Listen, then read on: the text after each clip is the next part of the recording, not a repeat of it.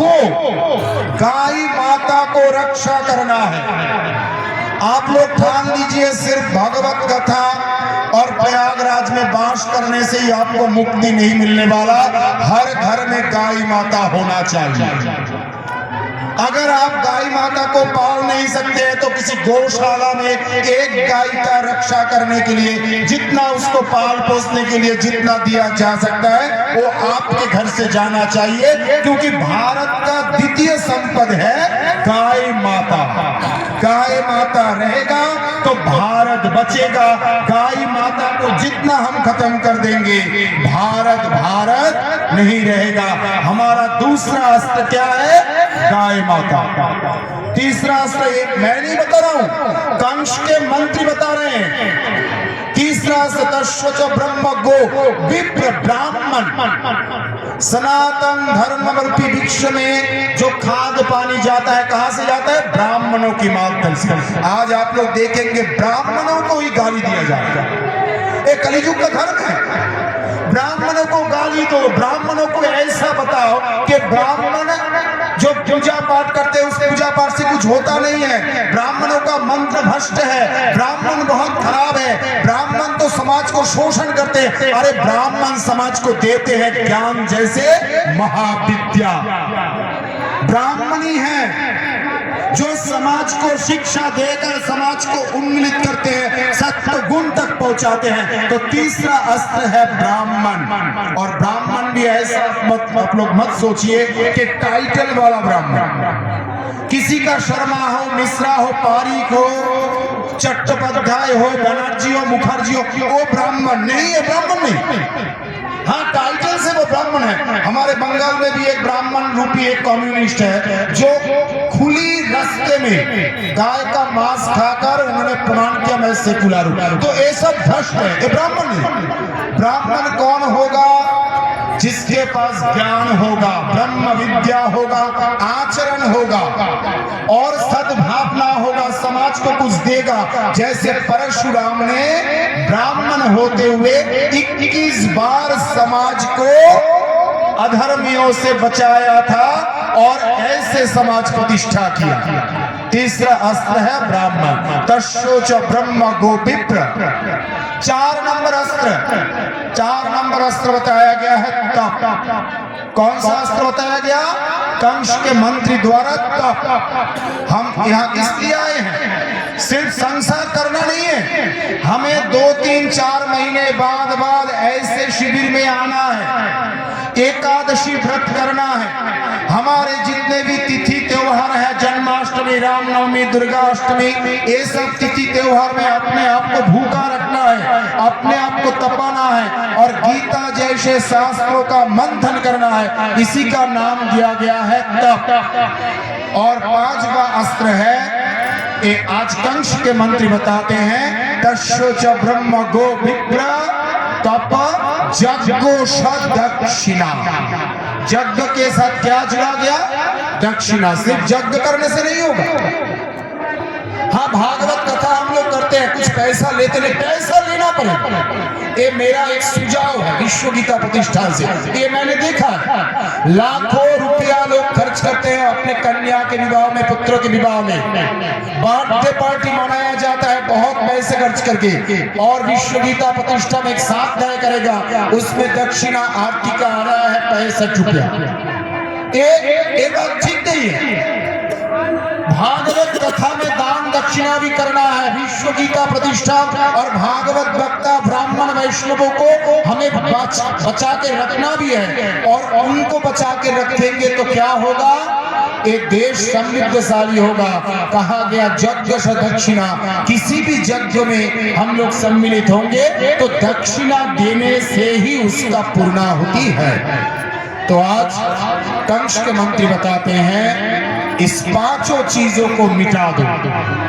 वेद को जला दो, गायों को काटो, ब्राह्मणों को बदनाम करो, लोगों को बोलो तप करने का कोई जरूरत नहीं है, एकादशी द्वादशी ये सब फालतू चीज है, लोगों को भ्रष्ट बना दो। और 5 नंबर, यज्ञ तो होने दो पर कोई दक्षिणा दे ऐसा उनको मत बताना। दक्षिणा की कोई जरूरत नहीं है। तो आज कंस के मंत्री ने ये सब परामर्श दिया है। तो हमें कंस के मंत्रियों के परामर्श के अनुसार चलना है कि हमें भारत को कृष्ण के रास्ते पे लाना है। कौन सा रास्ते पे लाना है? कृष्ण के रास्ते पे अगर लाना है तो ये 5 चीज जो कंस के मंत्रियों ने बताया है, इस 5 चीजों से ऊपर उठकर हमें इस 5 चीजों को और ज्यादा समाज में फैलाना है। एक श्लोक श्रीमद् भगवत गीता और ये श्लोक भक्ति योग का बहुत ही सुंदर सा भगवान श्री कृष्ण आज अर्जुन को कहते हैं। इस श्लोक के माध्यम से आज की इस थोड़ा सा भगवत कथा को विराम देंगे। आज भगवान श्री कृष्ण अर्जुन को बोलते हैं, श्रीयोगेन अभ्यास ज्ञानार्थेन विशिष्यते ध्यानात् कर्म फल त्यागं त्यागात् शांति तरंतरम त्यागात् शांति तरंतरम। एक श्लोक, ज्यादा अपने सिर पर बोझ भी लेने नहीं लेना, थोड़ा थोड़ा कर धीरे धीरे करके आगे बढ़ना। ज्यादा बोझ ले लेंगे तो हम आगे नहीं जा पाएंगे, थोड़ा थोड़ा करके हल्का हल्का से आगे जाना है। भगवान श्री कृष्ण आज अर्जुन से बोलते हैं, अर्जुन तुम्हें शांति चाहिए? क्या चाहिए? शांति चाहिए? तो अर्जुन तो हैरान है, अभी कुछ ही क्षणों में युद्ध शुरू होने वाला है, कुरुक्षेत्र के मैदान में खड़ा हूं और अभी भगवान बोल रहे हैं शांति चाहिए। तो एक कैसा विपरीत बात हो गया।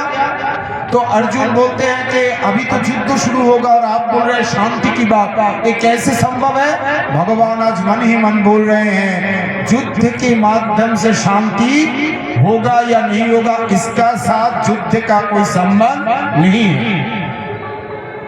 अगर हम भीड़ भाड़ वाले जगह में हैं और मेरा मन मेरे कंट्रोल में है तो हम शांति को प्राप्त कर सकते हैं। हिमालय में है, मेरा मन अशांत है, तब भी हमें शांति का प्राप्ति नहीं होगा। जिसका मन वशीभूत है उसके लिए ही शांति उसके हाथ में है। तो शांति को पाने के लिए क्या करना होगा? भगवान श्री कृष्ण ने कहा, पहला उपाय अभ्यास। हमारे अभ्यास को क्या करना है? सुधरना है। जो खराब अभ्यास है उस खराब अभ्यास को जीवन से त्याग देना है और सु अभ्यास को लेना है। अभ्यास को कैसे बदलेंगे? अभ्यास को बहुत ही ऐसा चीज है, एक बार हमारे जीवन में आते हैं वो जाने का नाम नहीं करता। भगवान श्री कृष्ण बताते हैं अभ्यास को अगर कोई हरा सकता है वो है ज्ञान। डॉक्टर के पास गया, डॉक्टर ने कहा आपने इतना सिगरेट पिया, आपका फेफड़ा तो पूरा खराब हो गया और एक भी आप सिगरेट पीते हैं तो आपको मेरे पास आने की जरूरत नहीं है। तब जाकर हम सिगरेट को छोड़ते हैं। तो अभ्यास को कौन हरा सकता है? ज्ञान। भगवान बोल रहे हैं ज्ञान को भी हरा सकता है। ज्ञान को कौन हरा सकता है? ज्ञान से भी एक ऊंचे स्थान पर बैठे हैं ध्यान। आप लोग 4 दिन और 3 दिन रहेंगे, ध्यान से जो भी सुन रहे हैं इसको जाकर घर में भी ध्यान लगाना है। नहीं तो एक कान से सुना और दूसरा कान से निकल गया तो ये 7 दिन आने का कुछ भी लाभ नहीं होगा। तो जो कुछ भी हम इधर पा रहे हैं उसको घर में जाकर ध्यान लगाना है। भगवान बोल रहे हैं ध्यान से भी बड़ा एक चीज है। ध्यान से कौन सा चीज बड़ा है? त्याग। ध्यान से भी बड़ा चीज क्या है? त्याग। अगर आपके जीवन में अभ्यास तो बहुत बढ़िया है और साथ ही साथ आप भगवान का ध्यान भी करते हैं, ज्ञान भी बहुत है। आप किसी स्कूल कॉलेज के प्रिंसिपल हैं पर आपके घर में कोई जाते हैं तो आप उसको कुछ दान दक्षिणा नहीं करते हैं, तो आपका वो ज्ञान, आपका वो ध्यान और आपका वो जो कुछ भी है वो सब कुछ भगवान के लिए कुछ भी नहीं है। जो त्याग कर सकता है कुछ नहीं है, फिर भी त्याग करने का उनमें सामर्थ्य है। आज महाभारत में लिखा गया, आज युधिष्ठिर जी ने जो यज्ञ किया था उस यज्ञ में शंख ध्वनि नहीं हुआ। युधिष्ठिर ने पूछा इतना बड़ा राजस्व यज्ञ हुआ, शंख ध्वनि किस लिए नहीं हुआ? तो उन्होंने कहा, भगवान श्री कृष्ण युधिष्ठिर को बोलते हैं आज इधर एक वैष्णव जो उत्तम वैष्णव है उनको दान दक्षिणा नहीं किया गया। दान दक्षिणा के माध्यम से दान करने से ही पुण्य का प्राप्ति होता है और जो दान कर सकता है वही शांति को पाता है। त्यागत शांति तरम तरम। प्रेम से बोलिए गीता गीता गीता गीता गीता गीता। इधर ही वाणी को विश्राम देते हो सभी को।